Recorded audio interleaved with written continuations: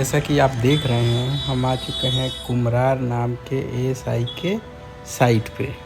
मान्यतावादी इतिहास वो इतिहास है जो कि लोग मानते हैं। जैसा कि लोग मानते हैं कि फलाना धर्म जो है 10,000 साल पुराना है, 50,000 साल पुराना है, लाखों साल पहले ये हुआ था, वो हुआ था, ऐसे हुआ था। और दूसरा है शैक्षणिक इतिहास।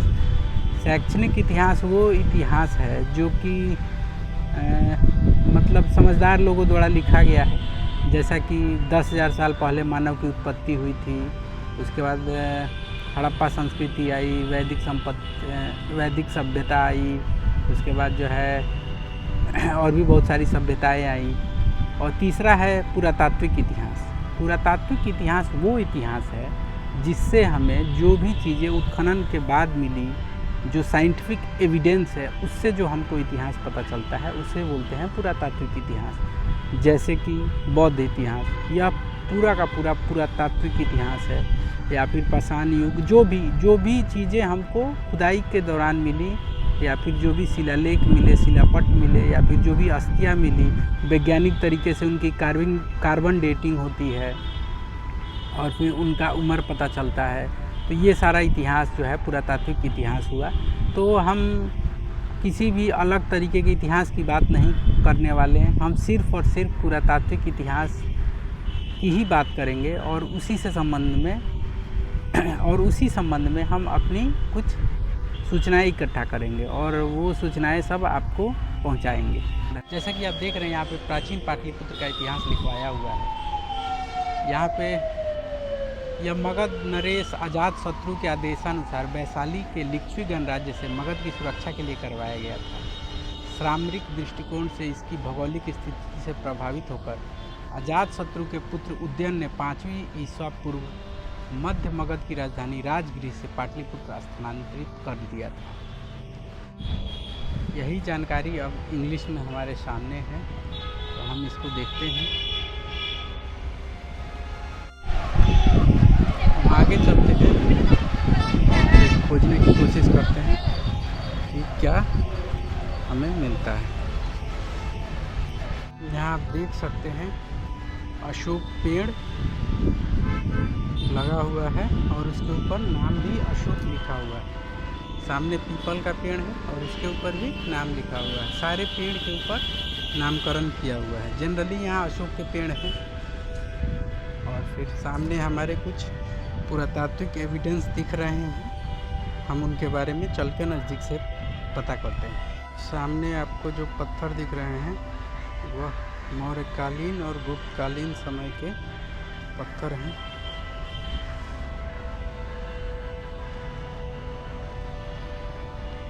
आपके सामने जो बड़ा सा पिलर दिख रहा है, यह पिलर जो बड़ा सा सभागार था जिसमें तृतीय बौद्ध संगति अशोक के समय में हुई थी, उसका यह छठा पिलर है। यह एकमात्र पिलर है जो सुरक्षित है और यहाँ पार्क में रखा हुआ है। तो चलिए हम आगे चलते हैं। सामने कुछ स्ट्रक्चर है, वहाँ चलते हैं हम और देखते हैं कि हमें वहाँ कुछ मिलता है या नहीं मिलता है। सामने कुछ पुरातात्विक चीज़ें दिख रही हैं, चलिए हम उनके बारे में पता करते हैं क्या है। जिस चीज़ के लिए हम आए थे वो चीज़ हमें मिल चुका है। और आरोग्य विहार, यह 4वीं-5वीं सदी ईस्वी में निर्मित आरोग्य विहार अर्थात चिकित्सालय का भग्नावशेष है। इसकी पहचान एक अंडकार मृण्मय मुद्रांकन टेराकोटा शिलिंग पर अंकित अभिलेख के आधार पर की गई है, जिस पर गुप्तकालीन ब्राह्मी लिपि में श्री आरोग्य विहारे भिक्षु संघस्य लिखा हुआ है। काशी प्रसाद जायसवाल शोध संस्थान पटना द्वारा सन 1951 से 55 के मध्य कुम्हरार पुरास्थल पर किए गए उत्खनन के क्रम में मृद भांड का टुकड़ा भी प्राप्त हुआ, जिस पर धन्वंतरे अंकित है। ऐसा विश्वास किया जाता है कि इस चिकित्सालय का संचालन गुप्त काल के प्रख्यात वैद्य धन्वंतरी द्वारा किया जाता था। उत्खनन से प्राप्त पूरा सामग्री के जल जमाव की समस्या से ग्रसित था। जल क्षरण से बचाने के लिए तथा दर्शकों हेतु अवलोकनीय बनाने के हेतु इन संरचना के वर्तमान स्तर का अपने मूल विन्यास पर ही आवश्यकतानुसार उन्नयन कर दिया गया। इसके अतिरिक्त निकट की भूमि पर इस विहार के मौलिक चरित्र के अनुरूप एक औषधीय उद्यान भी विकसित किया गया है। यह वही चीज़ है जिसका इंग्लिश वर्जन में लिखा हुआ है, हम इसके बारे में भी बात करेंगे। यह सामने दिख रहा जो अवशेष है वही चिकित्सालय का ओरिजिनल अवशेष है, जो पता नहीं अंदर स्वयं से गया था या फिर किसी ने जानबूझकर इसको अंदर कर दिया था। पानी लगने के वजह से इसके अंदर में बालू भरने के साथ साथ इसको ऊंचा किया गया है ताकि यह सुरक्षित रह सके और दर्शकों को देखा जा सके। पार्क में सुरक्षा की दृष्टि से कोई व्यवस्था नहीं है और बहुत सारे कपल जो हैं इधर उधर बैठकर बातें कर रहे हैं। जो सामने आपको कृत्रिम पार्क दिख रहा है यह उसी आरोग्य विहार के संकेत के लिए कृत्रिम रूप से बनवाया गया है। हाँ तो दोस्तों, हम यहाँ पता करने आए थे कि आखिर धन्वंतरी कौन थे। तो हमें यहाँ पता चल चुका है कि धन्वंतरी जो गुप्तकालीन पाटलिपुत्र के एक प्रसिद्ध वैद्य थे और जिनका हॉस्पिटल जो था उसका नाम आरोग्य विहार था।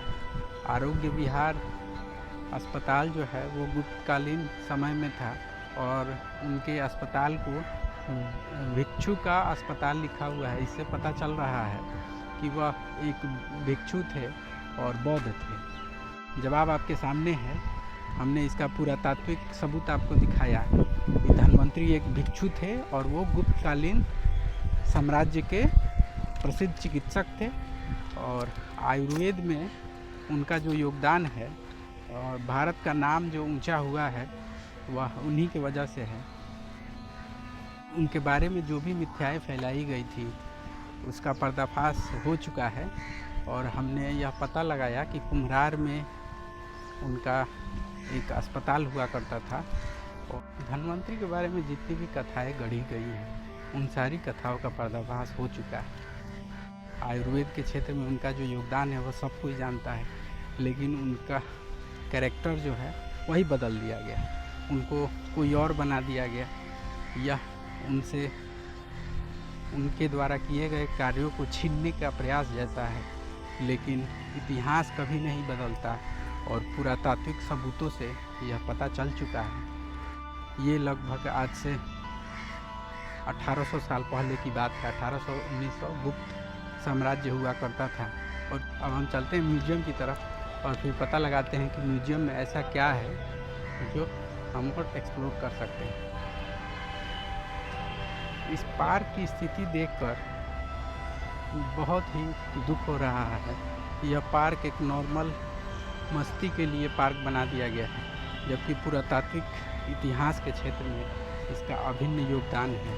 इस पार्क को सरकार से आग्रह है कि इस पार्क को उसके स्वरूप के अनुरूप विकसित किया जाए और संरक्षित किया जाए।